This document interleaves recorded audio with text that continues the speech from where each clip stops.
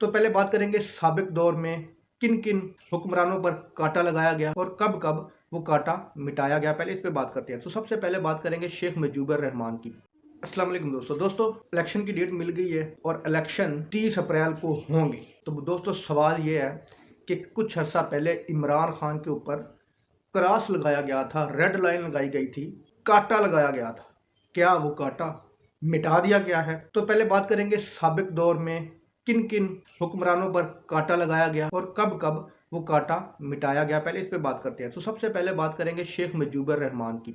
तो शेख मुजीबुर रहमान पर इन्होंने 1962 में कांटा लगा दिया, उसको सियासत से आउट कर दिया। फिर 1969 में मुजीबुर रहमान को इलेक्शन लड़ने की इजाज़त भी दी। उन्होंने कहा कि ये अब कौन सा इलेक्शन जीत सकेगा, इसने कौन से वोट लेने हैं, लड़ता है लड़ ले इलेक्शन।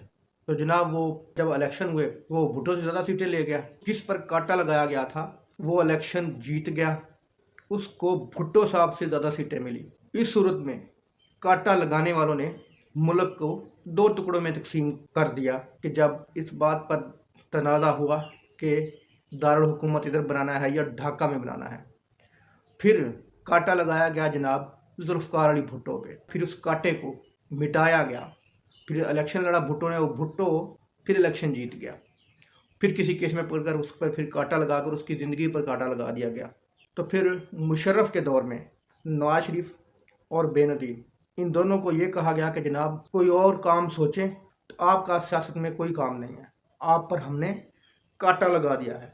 तो जनाब कुछ अर्सा गुजरा, फिर उसी कांटे को मिटाया गया, क्योंकि कांटा लगाने वालों के पास जो रबड़ है ना मिटाने वाली, वो बड़ी कमाल की रबड़ है।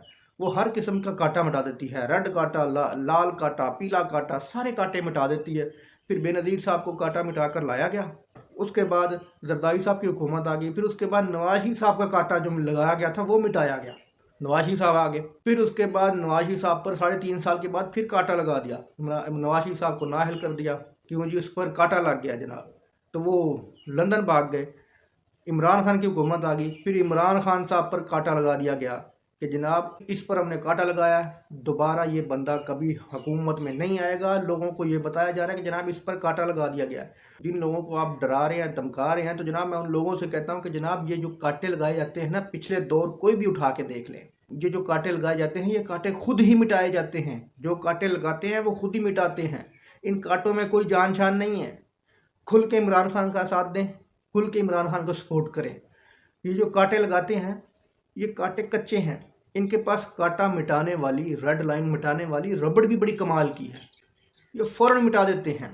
अब वही नवाज शरीफ का कांटा मिटाने की कोशिश की जा रही है, लेकिन वो इमरान खान की, मेरा ख्याल है कि जो स्याही से वो कांटा लगा हुआ है वो कांटा मिट नहीं पा रहा। ठीक है, इमरान खान के ऊपर जो कांटा लगाने की कोशिश कर रहे हैं वो कांटा इनसे लग नहीं रहा। इनके पेन की स्याही ख़त्म हो गई है या उस कलम की स्याही ख़त्म हो गया जिससे ये कांटा लगाते रहे हैं, और वो रबड़ भी ख़त्म हो गई है। अब वो रबड़ भी ख़त्म हो गई है, अब वो पेन की स्याही भी ख़त्म हो गया जिससे कांटा लगाते और मिटाते रहे हैं। जो नवाज शरीफ पर इन्होंने कांटा लगाया, उसको नाअहल किया, वो कांटा अब मिट नहीं रहा। और जो इमरान खान पर कांटा लगाने की कोशिश कर रहे हैं वो कांटा इनसे लग नहीं रहा। दोस्तों ये थी इन कांटों की हिस्ट्री, जो कि लगाए भी जाते हैं और मिटाए भी जाते हैं। और वाहद इमरान खान और नवाज शरीफ हैं। नवाज शरीफ पर यह कांटा मिटा नहीं सक रहे, इनकी रबड़ ख़त्म हो गई है, और इमरान खान पर यह कांटा लगा नहीं सकते, इनके पेन की स्याही ख़त्म हो गई है। दोस्तों वीडियो अच्छी लगी तो लाइक करना, चैनल को सब्सक्राइब करना। अल्लाह हाफ़िज़।